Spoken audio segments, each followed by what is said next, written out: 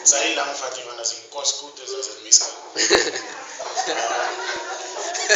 First of all, I'd just like to thank Ethan's mother for giving birth to a wonderful friend, young man, and I'd like to thank him for being my friend and going through a lot of things. We've gone through a lot together since high school, aka and Marshall, which was Altitsam, and I'd like to say, since he's changed his life and given it to the Lord, I think the Lord has put his faith and trust into him for him to change me and my friend, because I now see life in a different way, because my friend who was always with me joking and stuff has changed. So I feel if he can do it and he was my best friend, then I can do it. And I want to thank him for everything, and I want to thank his friends. I want to thank everybody that's here to share this wonderful ceremony here, my friend's 21st, and I want to say, may God give you many more years and may your dream come true.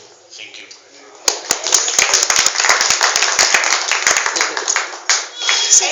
No, it's not